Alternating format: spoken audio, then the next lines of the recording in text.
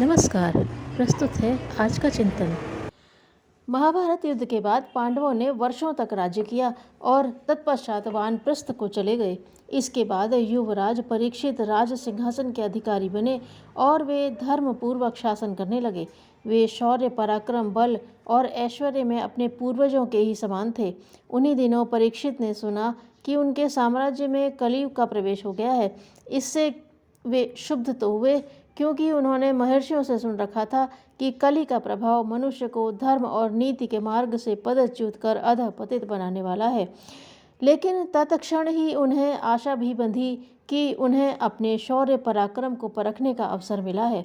तुरंत परीक्षित हाथ में धनुष बाण लेकर अपने चुने हुए सैन्याधिकारियों के साथ कलयुग को खोजने और उससे युद्ध कर उसे परास्त करने के लिए निकल पड़े।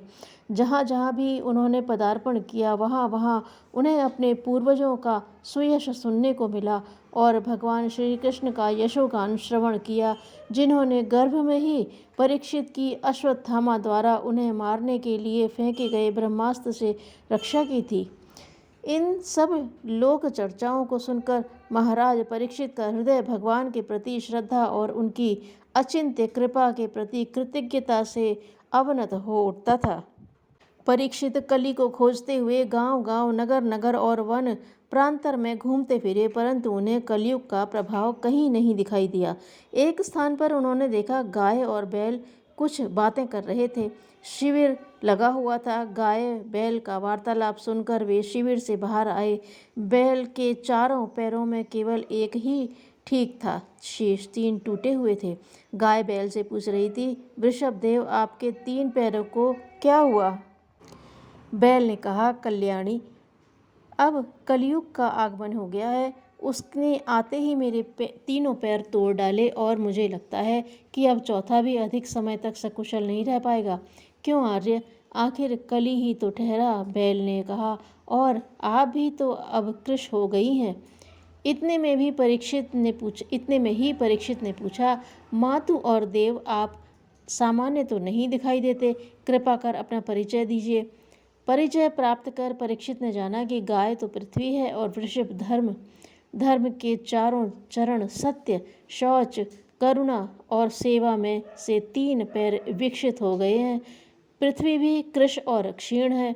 अब उन्होंने कलयुग का वास स्थान पूछा। धर्म ने बताया कि कली मन में रहता है और वहीं से मनुष्य को भ्रांत करता है, जिससे उसे धारण करने वाले धर्म की यह दशा हुई।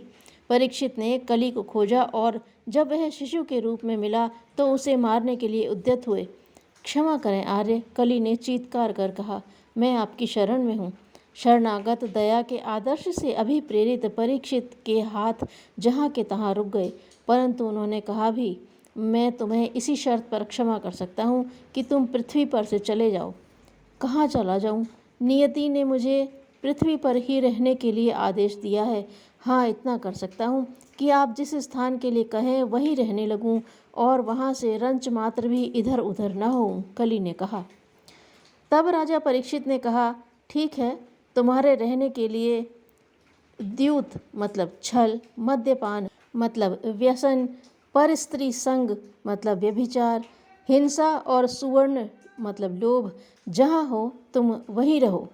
और कहते हैं कि तभी से कली इन 5 स्थान छल, व्यसन, व्यभिचार, हिंसा और लोभ में निवास करने लगा। एक गृहस्थ ने 3 यज्ञ किए, जिनमें उसका सब धन खर्च हो गया। गरीबी से छूटने के लिए एक विद्वान से उपाय पूछने गया तो विद्वान ने बताया कि तुम अपना यज्ञों का पुण्य धर्मराज को बेच दो, वह तुम्हें बहुत सा धन दे देंगे। वह व्यक्ति पुण्य बेचने चल दिया।